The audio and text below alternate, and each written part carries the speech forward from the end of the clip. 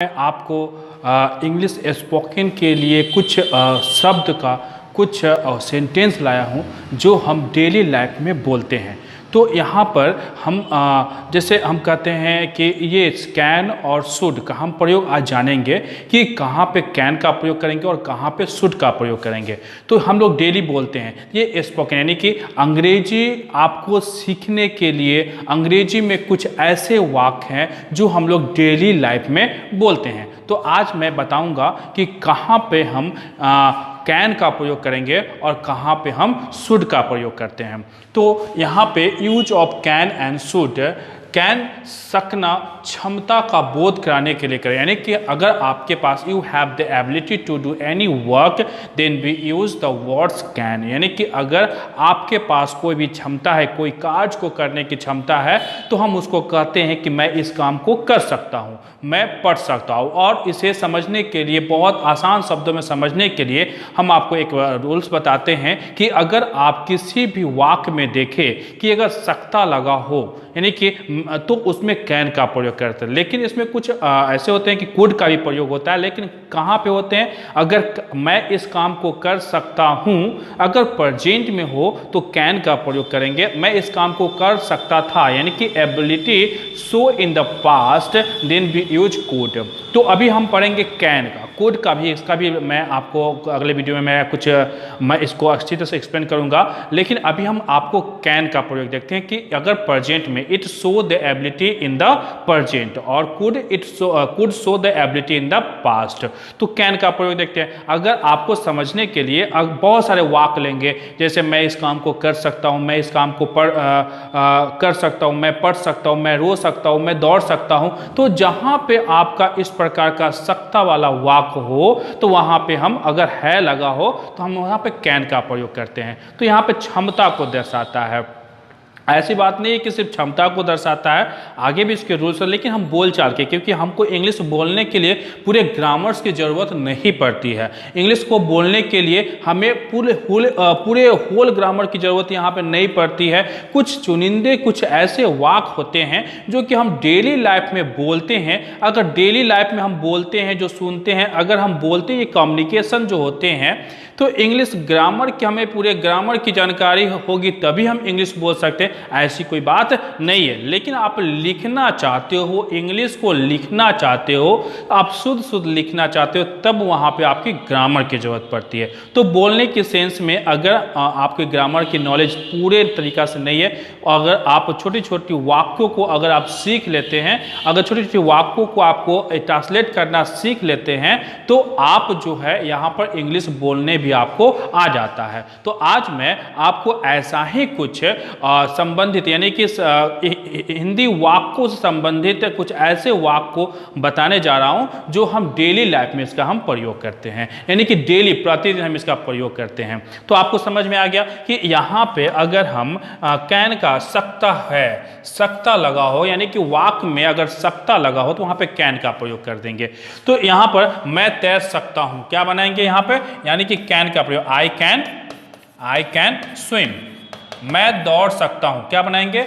मैं दौड़ सकता हूं, आई कैन रन। मैं पढ़ सकता हूं, आई कैन रीड। मैं वहां जा सकता हूं, आई कैन गो देयर। मैं उसे पीट सकता हूं, आई कैन बीट हिम। तो इसी प्रकार से बहुत सारे वाक्य जो है इस प्रकार से आप बना सकते हैं। दूसरा वाक्य देखेंगे, वो खेल सकता है, क्या बनाएंगे? He can play, he can play. तो इस प्रकार से बहुत सारे वाक्य आप निर्माण कर सकते हैं। तो कैन का प्रयोग समझ में आ गया। अगर वाक्य में, अगर इसी को, क्या वह इस काम को कर सकता है? Can he do this work. क्या वह इस काम को नहीं कर सकता है? Can he not do this work. तो इस प्रकार से हम आपको, जिसे आप टेंस में पढ़े हैं, टेंस का स्ट्रक्चर देखे हैं, तो सेम उसी प्रकार से इसका भी स्ट्रक्चर हम बना सकते हैं। इसका भी स्ट्रक्चर का निर्माण हम करके हम इंग्लिश को बोल सकते हैं। तो समझ में आ गई कि अगर वाक्य में सकता है लगा होगा तो वहां पे कैन का प्रयोग करके बनाएंगे, और सकता था लगा हो, जैसे मैं इस काम को कर सकता था, I could do this work. तो इस प्रकार से हम वाक्य का निर्माण कर सकते हैं। समझ में आ रहा है? तो नेक्स्ट ये शुड। अब देखिए शुड का प्रयोग हम कहां करते हैं, यानी कि चाहिए। तो यहां पे पिछले सकता है कैन, चाहिए शुड, यानी कि सकता है तो कैन, चाहिए तो शुड का। यहाँ पे शुड का प्रयोग हम चाहिए या परामर्श कर्तव्य का बोध कराने के लिए करते हैं। जैसे तुम्हें दौड़ना चाहिए। अब तुम्हें दौड़ना चाहिए, यहाँ पे क्या बात हो रहा है, यानी कि वो कुछ एडवाइस दे रहा है, परामर्श दे रहा है, यानी कि वह सजेशन दे रहा है कि तुम्हें दौड़ना चाहिए। तो अगर सजेशन हो, किसी को एडवाइस देने का बोध हो, तो उसमें हम शुड का प्रयोग करते हैं। आउट टू का भी प्रयोग करते हैं, मस्ट का भी प्रयोग करते हैं, लेकिन अभी हम पढ़ रहे हैं क्या, शुड का। वो भी मैं बताऊंगा कि मस्ट का कहां पे प्रयोग करेंगे और आउट टू का कहां पे प्रयोग करेंगे। तो अभी चाहिए, आप साधारण से वाक्य में अगर हम बोल देते हैं तुम्हें पढ़ना चाहिए, यू शुड लर्न, तुम्हें खेलना चाहिए, यू शुड प्ले, तुम्हें अच्छी आदत सीखनी चाहिए, you should learn a good habit, you should, तुम्हें अच्छी आदत सीखनी चाहिए, you should learn a good habit. तो इस प्रकार से हम चाहिए का अगर वाक्य हो, अगर चाहिए हो, अगर वाक्य में चाहिए लग जाए तो उसमें हम शुड का प्रयोग करके बना सकते हैं। जैसे तुम्हें दौड़ना चाहिए, क्या बनाएंगे, यू शुड रन, तुम्हें उसे पढ़ना चाहिए, क्या होगा, ही शुड रीड।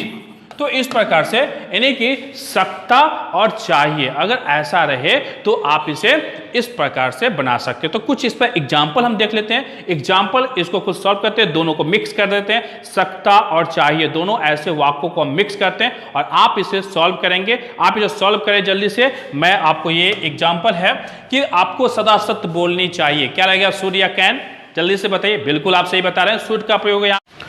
क्या बनेगा इसका, you should always speak the truth. दूसरा क्या है, तुम्हें पढ़ना चाहिए, क्या बनेगा इसका, यू शुड रीड या लर्न भी लिख सकते हैं। वह खेल सकता है, यहां सकता है तो क्या हो जाएगा, ही कैन प्ले। यहां पे मोहन हंस सकता है, क्या हो जाएगा, मोहन कैन लाफ। इस प्रकार से हम वाक्य को हम निर्माण कर सकते हैं। पढ़ना चाहिए, क्या बनेगा, दे शुड